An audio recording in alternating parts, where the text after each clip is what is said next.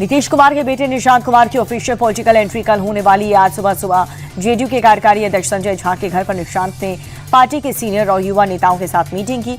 Party की आगे की रणनीति को लेकर के विस्तार से चर्चा हुई और कल नीतीश ने विधायक सांसद के साथ बैठक की थी और इसी मीटिंग में तय हो गया था कि 8 मार्च यानी कि कल निशांत को पार्टी में शामिल किया जाएगा।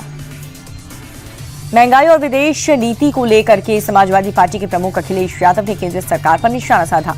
लखनऊ में प्रेस कॉन्फ्रेंस करके अखिलेश ने बीजेपी सरकार पर लगातार महंगाई बढ़ाने का आरोप लगाया। उन्होंने कहा कि महंगाई तभी घटेगी जब बीजेपी सत्ता से बाहर जाएगी। और विदेश नीति पर सपा प्रमुख बोले, अब भारत की विदेश नीति भी विदेश के लोग तय कर रहे हैं। बता दें कि अखिलेश का ये बयान भारत को रूस से तेल खरीदने के लिए अमेरिका की इजाजत देने के बाद आया है। तेलंगाना में मुख्यमंत्री रेवंत रेड्डी की मौजूदगी में 130 नक्सलियों ने सरेंडर किया।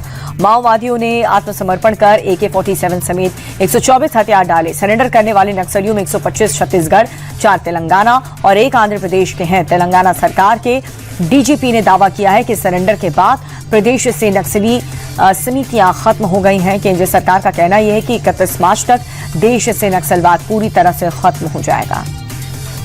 तमिलनाडु में विधानसभा चुनाव के लिए डीएमके कांग्रेस में सीट बंटवारे पर मुहर लग गई है। डीएमके ने कांग्रेस को 28 सीट दी है और इसके अलावा 1 राज्यसभा सीट भी दी है। यह फैसला मुख्यमंत्री एमके स्टालिन तमिलनाडु कांग्रेस कमेटी के अध्यक्ष के बीच हुई बैठक में लिया गया।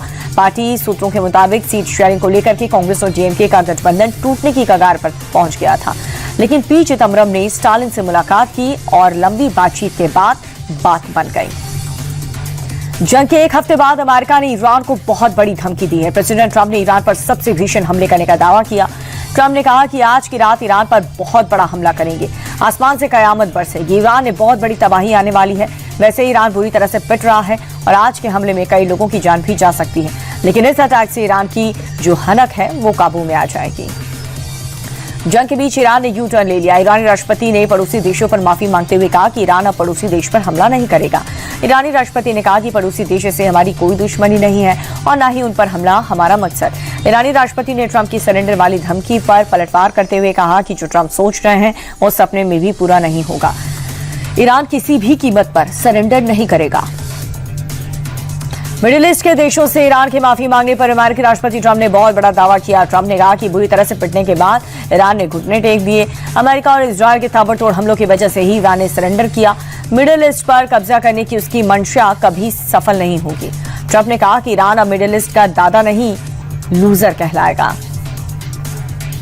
ईरान थोड़ी ही देर में अपने बयान से पलट गए। राष्ट्रपति ने पड़ोसी देश पर हमला नहीं करने का ऐलान किया, लेकिन इसके कुछ ही मिनटों बाद ईरानी हथियार दुबई हवाई अड्डे तक जा पहुंचे।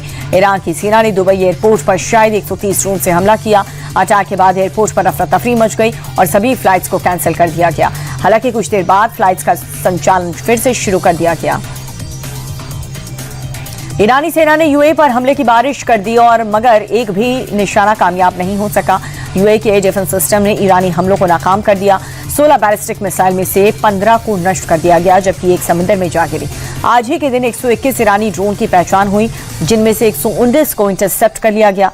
हालांकि 2 ड्रोन देश के रिहायशी इलाकों में गिरे, जिससे मामूली नुकसान हुआ।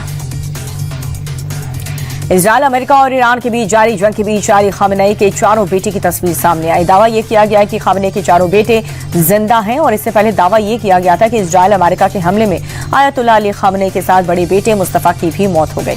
लेकिन नई तस्वीर में 4 बेटे सुरक्षित होने का दावा किया जा रहा है।